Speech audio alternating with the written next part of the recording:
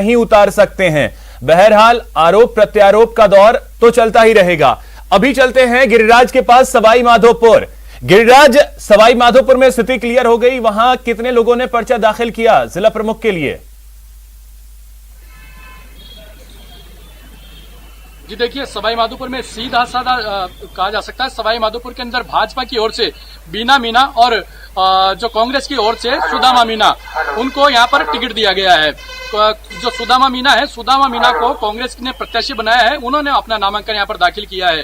तो भाजपा की ओर से और कांग्रेस की ओर से सीधी यहाँ पर आमने सामने टक्कर है, लेकिन बहुमत जो है वो कांग्रेस के पास में है। कांग्रेस के पास में 14 प्रत्याशी हैं और इसके जो जिला परिषद के कांग्रेस के पास में 16 यहाँ पर प्रत्याशी हैं और इसके अलावा बीजेपी के केवल 8 प्रत्याशी हैं। हमारे साथ में भाजपा के जो जिलाध्यक्ष हैं वो भी यहाँ पर मौजूद हैं। आइए उनसे भी बात करने की कोशिश करते हैं कि सर, अभी नॉमिनेशन दाखिल किया है, भाजपा की ओर से किसने नॉमिनेशन दाखिल किया है यहाँ पर? हमारी पार्टी ओर से जी और पत्नी मेघराज जी। इसके अलावा आपके पास में इतना बहुमत नहीं है, फिर कैसे ये जीत साबित होगी आपकी? नहीं, बहुमत तो यूँ तो नहीं, पर ये थोड़ी मैदान छोड़ भागेंगे। हम पूरा प्रयास कर रहे हैं। बहुत से लोग हमारे संपर्क में हैं जो अपनी इच्छा से हमको बोल रहे हैं कि हम आप कौन भरी। अच्छा, खंडार के अंदर कांग्रेस के पास में बहुमत है, लेकिन जो पूरी तरीके से सूत्र बता रहे हैं, आपके भाजपा के भी सूत्र लगातार बता रहे हैं कि वहां पर कांग्रेस के अंदर भीतरघात की प्रबल संभावना है। यहां तक कि यह भी माना जा रहा है कि भाजपा वहां पर अपना जो प्रत्याशी है वो एक कांग्रेस से जो जीत करके आए हैं पंचायत समिति के सदस्य, उनको अपना प्रत्याशी बना रही है। यहाँ पर क्या कहेंगे? सरकार होने का दुरुपयोग होने से जब भी प्रभावित हुए और चुनाव प्रक्रिया में प्रभावित होंगे। हम पूरा प्रयास करेंगे इनकी किसी प्रकार की और दादागिरी करें। खंडार में क्या चल रहा है जी? हम पूरा प्रयास करें, हमारा कैंडिडेट जीतेगा। कौन किसको कैंडिडेट बना रहे हैं? नरेंद्र चौधरी पंचायत समिति सदस्य कांग्रेस प्रत्याशी के रूप में जीते हैं। ऐसे में आप भाजपा की ओर से उन्हें अपना प्रत्याशी बना रहे हैं, क्या कहेंगे इसके लिए? आपको याद दिला दें, यही चुनाव हमारे प्रत्याशी थे वो जी, और कांग्रेस को छोड़कर अपने बनाया था, मतलब निर्दलीय लड़े थे। तो ये कैसे हो गया? कांग्रेस हो गया, तो हमारी इसको बात नहीं, हमारे प्रत्याशी है। तो यानी गिरिराज, ये स्थिति सिर्फ जयपुर में नहीं है, सवाई माधोपुर में भी यही स्थिति है। हालांकि जिला प्रमुख के लिए नहीं, लेकिन पंचायत प्रधान के लिए उन्होंने, बीजेपी ने इस तरीके से किया है कि कांग्रेस के प्रत्याशी को ही अपना कैंडिडेट बना दिया है। बाबूलाल, अब मैं आपके पास आ रहा हूं, आपसे समझना चाहूंगा। आप देखिए, भले ही आप आरोप कुछ भी लगाए, लेकिन कहा तो यही जाता है कि अंत में जिसने जीत हासिल की सब कुछ उसका, वो जैसा कहे वो जैसा चाहे। वही स्थिति, आप भले ही कुछ भी आरोप लगाते रहें, आपकी रणनीति कहीं ना कहीं तो फेल रही। आप अपने आप को एकजुट नहीं रख पाए, आप आरोप सामने वाले पे लगा रहे हैं।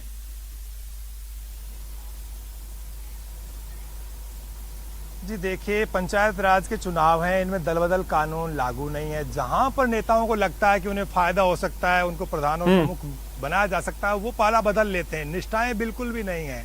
यानी कि इस वक्त जो आदमी किसी के साथ है, अगले घंटे किसी के और के साथ चला जाए, कोई कुछ नहीं कह सकता। और वोट डाल करके आने के बाद में भी लोग दुआइयां देंगे कि हमने आपको ही वोट दिया है, ये भी गारंटी नहीं होती है। लोग पाला बदल चुके होते हैं और पता तो चलता नहीं, गुप्त मतदान है।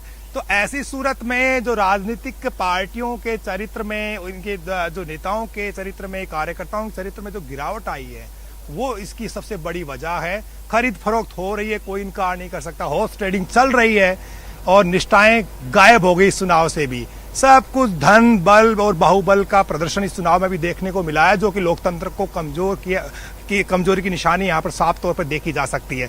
बीजेपी कहीं मुकाबले में नहीं थी, अचानक मुकाबले में आ गई। अब अचरज कंवर अगर जिद पकड़ करके और मान लीजिए अपना नॉमिनेशन वापस नहीं लेती है, तो फिर कांग्रेस जीत सकती है यहाँ पर।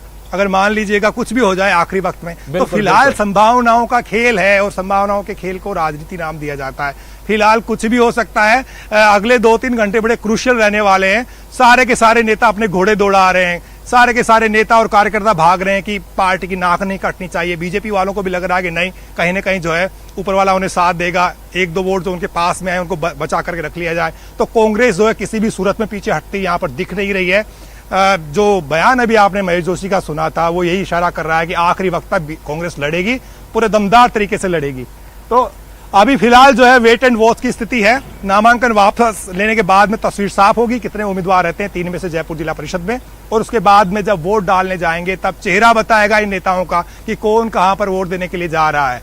तो अभी तस्वीरें देखते जाइए, आने वाले जो घंटे होंगे वो बहुत निर्णायक होने वाले हैं। कांग्रेस और बीजेपी की धड़कनें बढ़ी हुई इस वक्त। ये भी है ना बाबूलाल की जो परिणाम आए, पर जो काउंटिंग हुई 4 तारीख को और उसके बाद 5 और अभी तक का वक्त जो है ये 24 से 48 घंटे का जो वक्त बीता, इसमें कौन कितना एक्टिव रहा और कौन कितना कोशिश करते रहा उसका भी तो नतीजा है। एक तरफ कोई शिथिल होकर के बैठ गया कि चलो ठीक है हो गया, सब कुछ जीत लिया, और बीजेपी की तरफ से ये बयान भी आ रहे थे अभी इंतजार तो कीजिए, अभी जिला प्रमुख बना कहां है।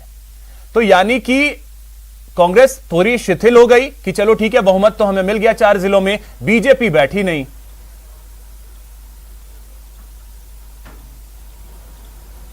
देखिए, जो कांग्रेस को जो सफलता मिली वो जनता की बदौलत मिली।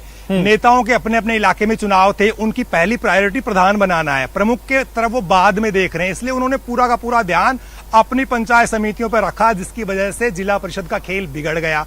जो मंत्री हैं जयपुर जिले के, तो लालचंद कटारिया के इलाके में चुनाव है, जोबनेर और झोटवाड़ा पंचायत समिति में उनका बहुमत आया है, उनको प्रधान बनाने से फुर्सत नहीं मिली।